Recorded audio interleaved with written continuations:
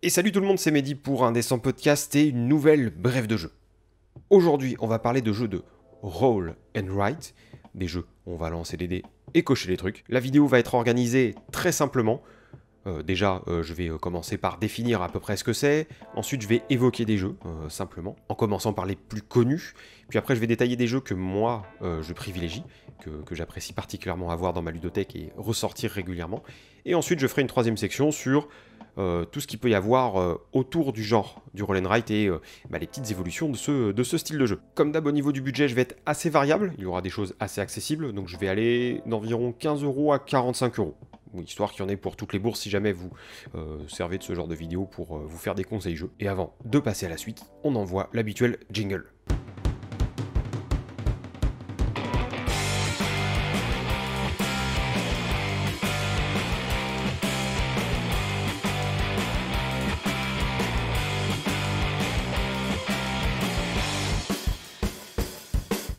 Alors, roll and write, qu'est-ce que c'est? Qu'est-ce qui se cache derrière ce terme barbare? Eh ben, c'est simplement un jeu où tu lances des dés et où tu vas écrire, cocher des trucs sur une feuille. Sachant que chaque feuille sert pour une partie en général. Alors, il n'y a pas toujours forcément des dés dans ce style de jeu, je détaillerai un peu plus tard. C'est un jeu qui a connu une hype énorme, avec une frénésie de production énorme, durant les 2-3 ans qui ont précédé la période Covid. Donc on a eu vraiment plein de choses là-dessus, et tu peux en trouver assez facilement en boutique spécialisée à peu près partout.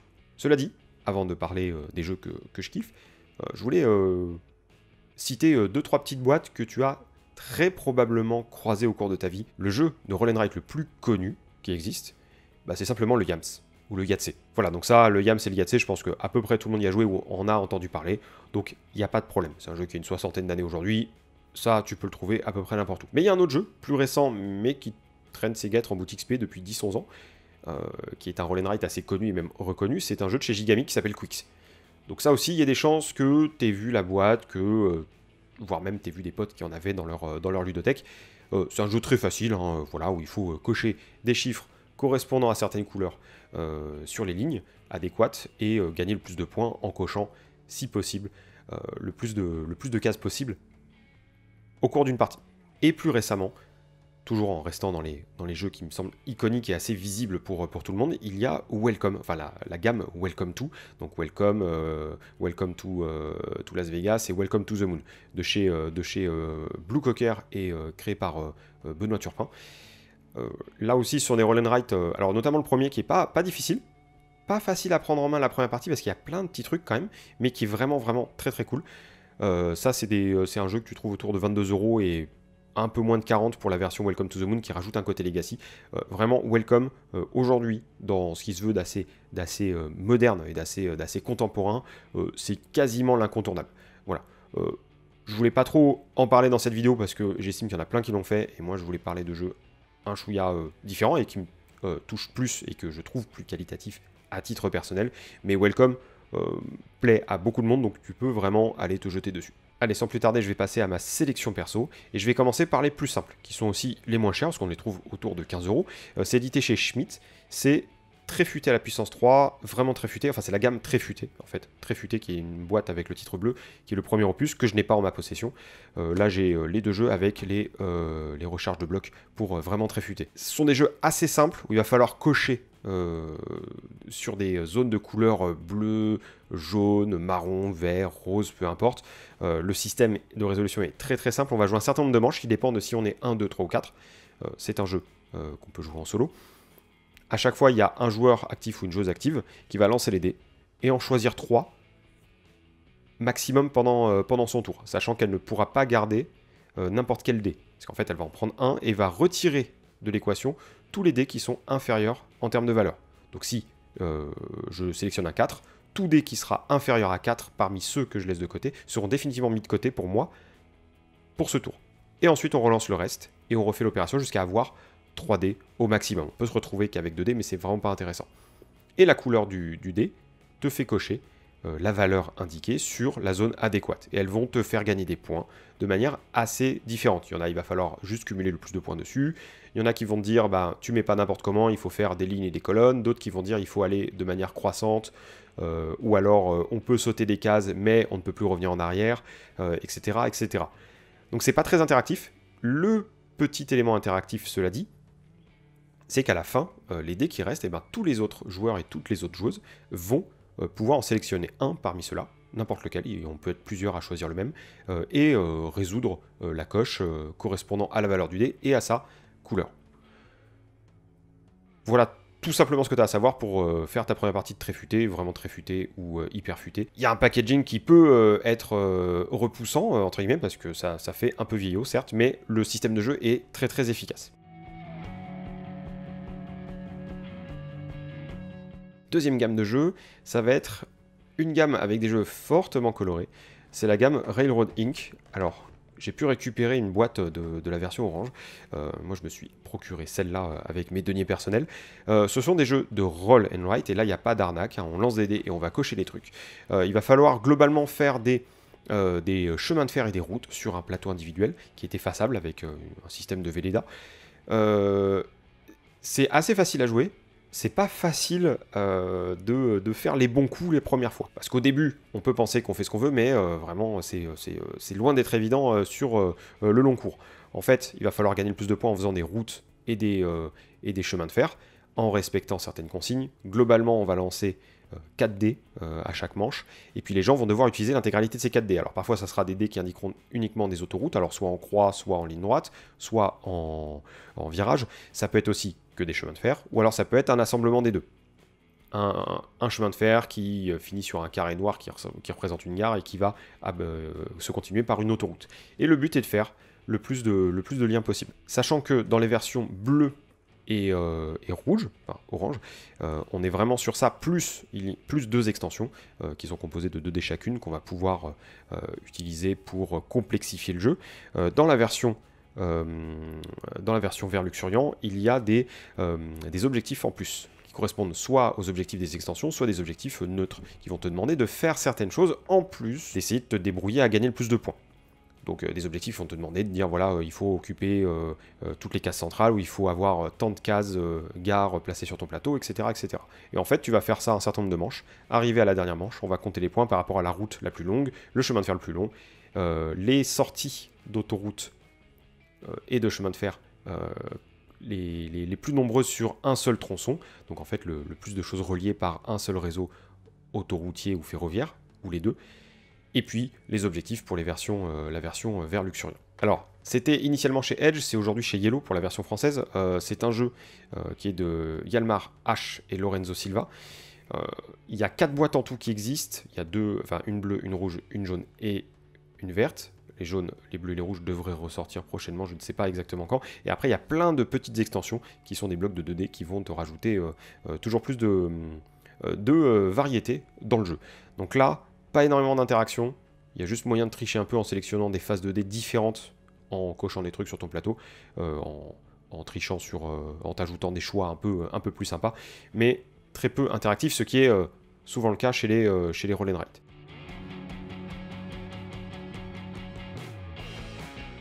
Le prochain jeu, j'avais fait une review il y a longtemps sur Cartographers, qui comporte 3 boîtes aujourd'hui, donc il y a la version Cartographers classique.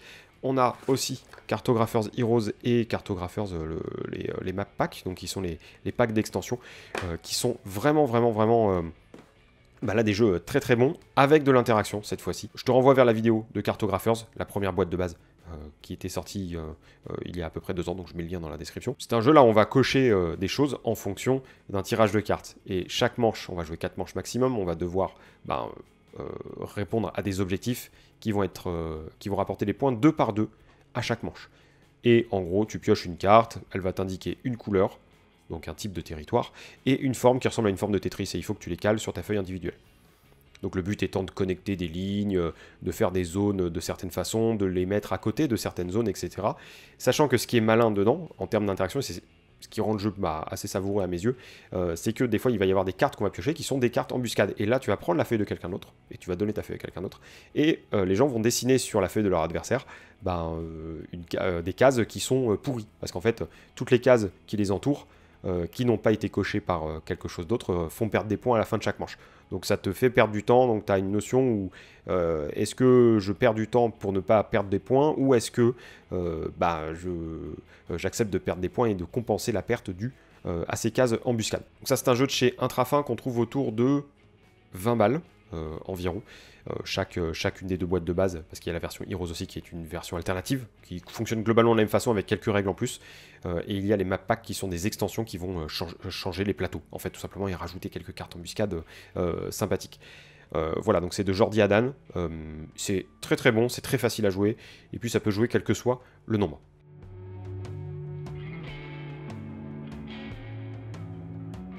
Et le dernier jeu de ma sélection favorite en matière de roll and write, c'est un jeu de chez Pearl Games qui s'appelle 3 Dice.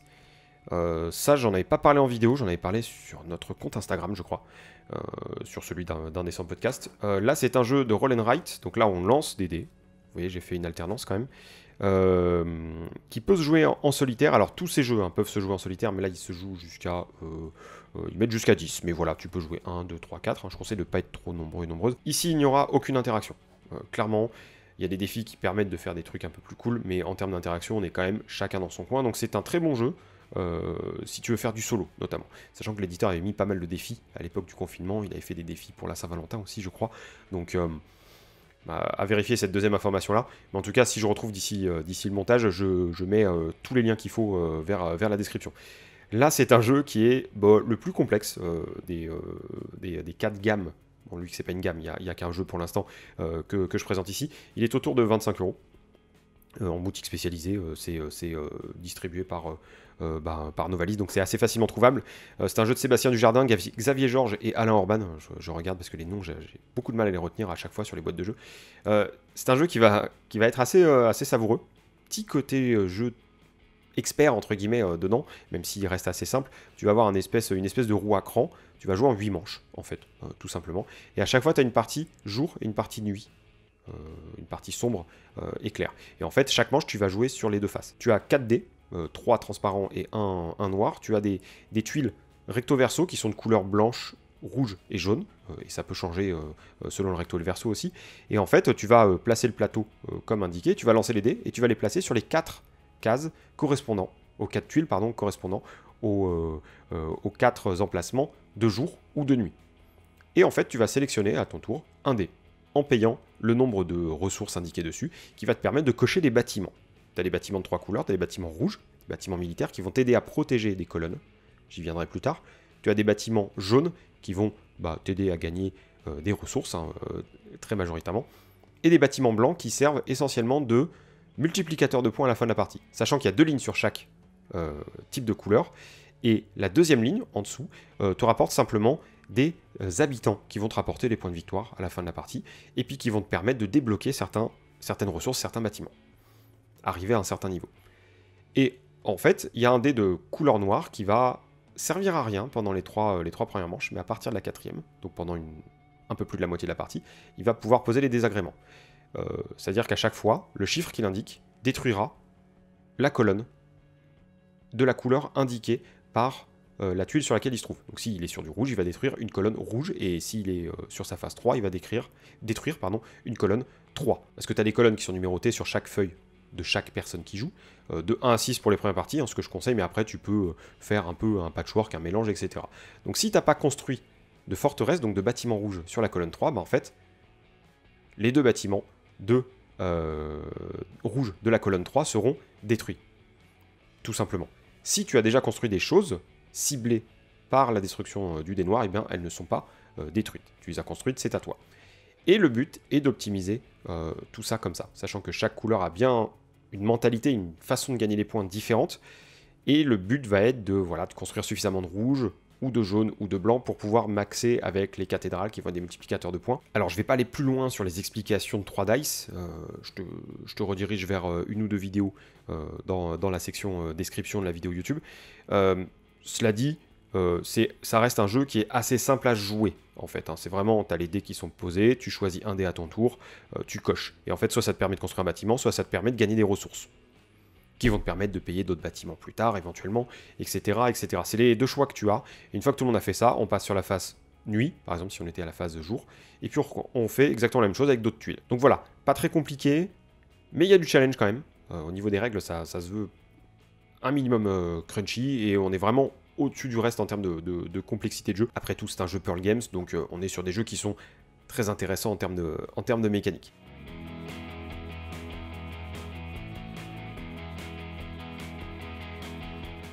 On passe à la troisième partie, sur les mentions spéciales, entre guillemets, sur la popularité du genre et ses variations. Parce que comme je te disais en début de vidéo, il y a eu une frénésie de production sur les jeux de Roll & Write avant la Covid, et tout le jeu de société est devenu très friand de ce genre de choses. Et du coup, ça se matérialise de deux façons d'après moi. D'un côté, on a des jeux qui se retrouvent avec des versions Roll & Write de leurs jeux. Donc on a une version Roll & Write de Raja of the Gange, une version Roll & Write de Imperial Settlers, de 3 Dice, justement, parce que c'est un jeu qui s'appelle 3 à la base, donc du coup c'est la preuve que. Château de Bourgogne, King Domino Duel, Patchwork Doodle, etc. Donc ça devient un hack qui est récurrent. Plutôt que d'en faire une version à 2, ce qui peut arriver en fait à certaines boîtes, et ben là en fait on a la version Roll & Write de pas mal de jeux aujourd'hui. Et de l'autre côté, du côté de la variation du genre, il y a de plus en plus de Roll & Write qui deviennent velus en termes de complexité, qui lornent du côté jeu expert, un jeu de stratégie. Alors effectivement, il y a 3 dice dont j'ai parlé, mais il y a des jeux qui sont quand même plus complexes et qui sont des Roll & Write assez particuliers, du coup, parce qu'ils transforment vraiment le genre, comme Rum & Roll de chez Super Meeple. Et par exemple, il y a une autre boîte, alors là je l'expliquerai pas, parce que ça serait juste carrément trop long, c'est le mur d'Adrien de chez Pixie Games. C'est vraiment, alors vous voyez, j'essaye de montrer à l'image à quel point c'est quand même velu. C'est un jeu qui est très proche de Paladin du Royaume de l'Ouest. Pareil, je te mets des vidéos en description. Où Paladin du Royaume de l'Ouest, c'est un jeu qui, arrivé au milieu de la partie, te fait fumer ton cerveau à chaque tour de jeu. Voilà, il y a tellement de possibilités, c'est pas très complexe, mais c'est tellement de possibilités que on est sur un truc chaud. Et là, en fait, c'est un jeu qui pourrait très bien se faire sans feuilles. Alors, ils auraient pu mettre des plateaux individuels dedans, parce qu'il y a des pions, il y a des cartes, il y a de quoi cocher, mais en fait, ça pourrait être vraiment des plateaux individuels. Donc on a un style, qui est le Roll & Write, qui se métamorphose en proposant des solutions vraiment plus poussées en termes de mécanique, et qui, forcément, s'opère différemment que dans un jeu comme Welcome, ou Railroad Inc., ou Cartographers. Donc ça, si tu veux te casser la tronche, c'est très bon. Très très bon. La description contient des liens vers des infos sur le mur d'Adrien. Et bien voilà, c'est la fin de cette brève de jeu sur les Roll & Write et les Draw & Write. J'espère que ça t'aura plu, j'espère que j'ai été assez clair dans la description des jeux et les informations. En tout cas, moi, ça m'a bien plu d'en parler. Et si tu as des questions, n'hésite pas à venir le mettre en commentaire, j'y répondrai le plus possible. Et du coup, ça peut être pas mal aussi d'expliquer à quel jeu tu joues, ou de quel jeu tu as entendu parler. Parce que là, j'ai parlé de jeux, mais c'est loin d'être les seuls. Comme je disais, il y avait une production assez conséquente ces dernières années. Voilà, n'hésite pas à partager cette vidéo ou ce podcast où tu peux, à le faire partager à tes potes ou sur les réseaux sociaux. N'oublie pas qu'on est sur Facebook, Twitter, Instagram, Discord, on est sur YouTube, sur Twitch et sur pas mal de plateformes de podcast. Et puis d'ici une prochaine vidéo, un prochain podcast, un prochain live YouTube, on te souhaite une excellente journée, soirée ou nuit selon l'heure à laquelle tu m'écoutes. À la prochaine.